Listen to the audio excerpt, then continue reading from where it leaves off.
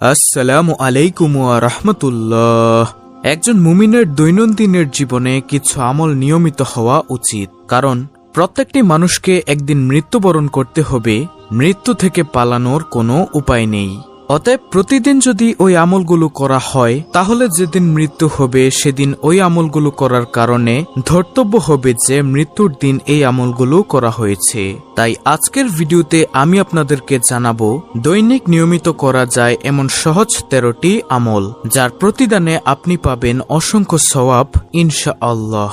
দর্শক, ধৈর্য ধরে ভিডিওটি দেখুন, কারণ ভিডিওতে 13টি আমলের ফজিলত সহ নিয়ম কানুন সহ আপনাদেরকে জানাবো। তাই আপনাদের কাছে অনুরোধ, ধৈর্য ধরে ভিডিওটি সম্পূর্ণ দেখুন। 13টি আমলের মধ্যে নম্বর 1, প্রত্যেক অজুর পর কালেমায়ে শাহাদাত পাঠ করা।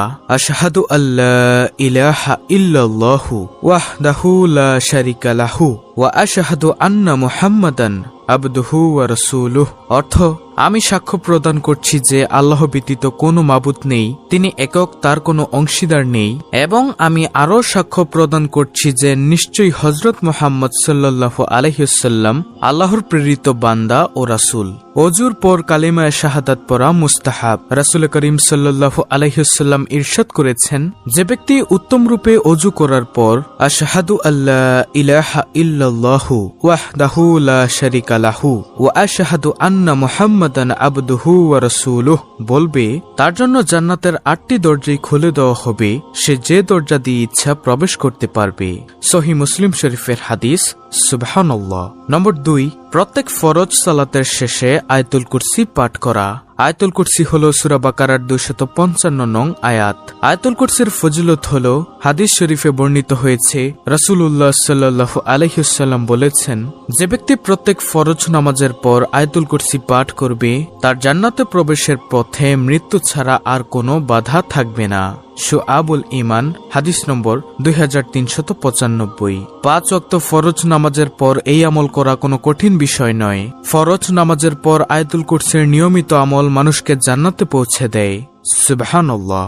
নম্বর 3, প্রত্যেক ফরজ সালাত শেষে 33 বার সুবহানাল্লাহ, 33 বার আলহামদুলিল্লাহ, 33 বার আল্লাহু আকবার এবং 1 বার লা ইলাহা ইল্লাল্লাহু ওয়াহদাহু লা শারিকা লাহু লাহুল মুলকু ওয়া লাহুল হামদু ওয়া হুয়া আলা কুল্লি শাইইন কাদির, এই দোয়াটি পাঠ করুন। এতে আপনার অতীতের সব পাপ ক্ষমা হয়ে যাবে। সুবহানাল্লাহ। মুসলিম শরীফের হাদিস। সেই সাথে জাহান্নাম থেকে মুক্তি পেয়ে যাবেন, কেননা দিনে 360 বার এই তাসবিহগুলো পড়লে জাহান্নাম থেকে মুক্ত রাখা হয়। আর এভাবে 5 ওয়াক্ত সালাতে 500 বার পড়া হচ্ছে। মুসলিম মিশকাত। নম্বর 4, প্রতি রাতে সূরা মুলক পাঠ করুন, এতে কবরের শাস্তি থেকে মুক্তি পেয়ে যাবেন। সুবহানাল্লাহ। সহিহ নাসাই। যে ব্যক্তি প্রতি রাতে সূরা মুলক পাঠ করবে, পাঠকারীর জন্য সূরাটি কিয়ামতের দিন সুপারিশ করবে, তাকে কবরের আযাব থেকে হেফাজত করবে, এবং সূরা মুলক অত্যন্ত তাৎপর্যপূর্ণ একটি সূরা। আল্লাহ তাআলার রাজত্ব, কর্তৃত্ব ও মহত্বের বর্ণনার মাধ্যমে শুরু হয়েছে এ সূরা। 5 নম্বর আমল, নবীজি সাল্লাল্লাহু আলাইহি ওয়াসাল্লামের উপর দুরূদ পাঠ করুন, সকালে 10 বার এবং সন্ধ্যায় 10 বার। দুরূদে ইব্রাহিম পড়বেন, যেটা আমরা নামাজের মধ্যে পাঠ করে থাকি। সকালে 10 বার এবং সন্ধ্যায় 10 বার দুরূদ পাঠ করার ফজিলত হল, এতে আপনি নিশ্চিত রাসূলুল্লাহ সাল্লাল্লাহু আলাইহি ওয়াসাল্লামের সুপারিশ পাবেন। সুবহানাল্লাহ। নম্বর 6, সকালে 100 বার ও বিকালে 100 বার সুবহানাল্লাহিল আজিম ওয়া বিহামদিহি পাঠ করুন। এতে আল্লাহ তাআলা আপনাকে সৃষ্টিকুলের সমস্ত মানুষ থেকে বেশি মর্যাদা দান করবেন। সুবহানাল্লাহ। নম্বর 7, সকালে 100 বার ও সন্ধ্যায় 100 বার সুবহানাল্লাহি ওয়া বিহামদিহি পাঠ করুন। এতে কিয়ামতের দিন আপনার চেয়ে বেশি সওয়াব নিয়ে আর কেউ উপস্থিত হতে পারবে না। মুসলিম শরীফের হাদিস। সুবহানাল্লাহ। নম্বর 8, সকালে ও বিকালে 100 বার সুবহানাল্লাহ, 100 বার আলহামদুলিল্লাহ, 100 বার আল্লাহু আকবার এবং 100 বার লা ইলাহা ইল্লাল্লাহ পাঠ করুন। এতে মক্কায় 100টি ওট কুরবানির চেয়ে বেশি সওয়াব, জিহাদে 100টা ঘোড়া পাঠানোর চেয়ে শ্রেষ্ঠ, 100টি গোলাম আজাদ করার চেয়ে শ্রেষ্ঠ, এবং পৃথিবীর সব মানুষের চেয়ে বেশি সওয়াব হবে। সুবহানাল্লাহ। সহিহ নাসাই। নম্বর 9, বাড়িতে সালাম দিয়ে প্রবেশ করুন, এতে আল্লাহ তাআলা নিজ জিম্মাদারিতে আপনাকে জান্নাতে প্রবেশ করাবেন। সুবহানাল্লাহ। আর যে ব্যক্তি সালাম দিয়ে নিজের ঘরে প্রবেশ করেছে, সে আল্লাহর জিম্মাদারিতে রয়েছে। আবু দাউদ শরীফের হাদিস। সুতরাং মুমিন মুসলমানের উচিত ঘরে প্রবেশের আগে সালাম দেওয়া। সালাম দিয়ে ঘরে প্রবেশ করলে যতক্ষণ সে ঘরে অবস্থান করবে ততক্ষণ সে আল্লাহর জিম্মাদারিতে থাকবে। যে আল্লাহর জিম্মাদারিতে থাকবে তার কোনো চিন্তা নেই কোনো বিপদের আশঙ্কা। আর কোন ব্যক্তির জন্য এর চেয়ে সৌভাগ্যের বিষয় আর কি হতে পারে।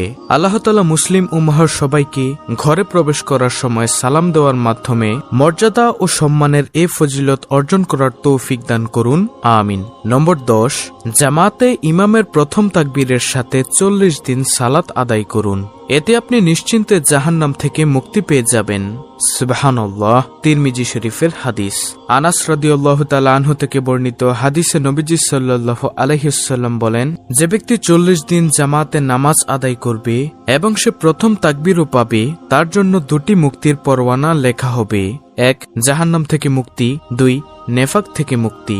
সুনানে তিরমিজি হাদিস নম্বর 241।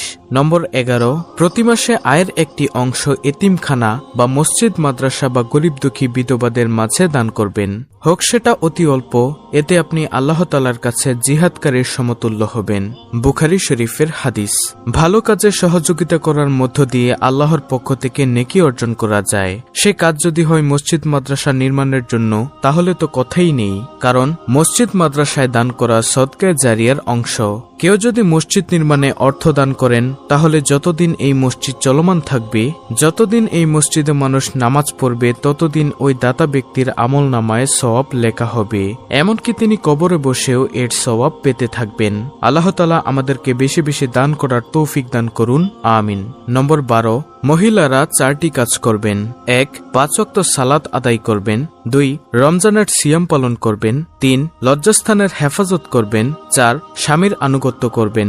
হযরত আবু হুরায়রা রাদিয়াল্লাহু তাআলা আনহু থেকে বর্ণিত, রাসূলুল্লাহ সাল্লাল্লাহু আলাইহি ওয়াসাল্লাম বলেছেন, যে নারী 5 ওয়াক্ত নামাজ আদায় করে, রমজান মাসে রোজা রাখে, স্বীয় লজ্জাস্থান সংরক্ষণ করে, স্বীয় স্বামীর অনুগত থাকে, কিয়ামতের দিন তাকে বলা হবে যে, জান্নাতের যে দরজা দিয়ে খুশি তুমি জান্নাতে প্রবেশ করো।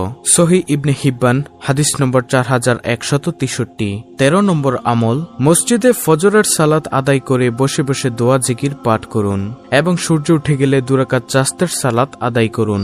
এতে আপনি প্রতিদিন নিশ্চিত একটি কবুল হজ ও একটি উমরার সওয়াব পাবেন। আর কবুল হজের সওয়াব জান্নাত ছাড়া আর কিছুই নয়। তিরমিজি।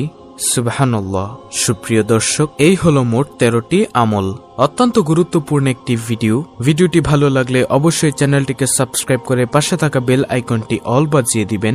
ভিডিওটিতে একটি লাইক দিবেন এবং কমেন্টে আমিন লিখবেন এবং অন্য মুসলিম ভাই বোনদের কাছে ভিডিওটি শেয়ার করে দিবেন, যেন তারাও দেখে শিখে এই 13টি আমল করতে পারে। আল্লাহ রাব্বুল আলামিন আমাদের সকলকে এই 13টি আমল বেশি বেশি করার তৌফিক দান করুন, আমিন।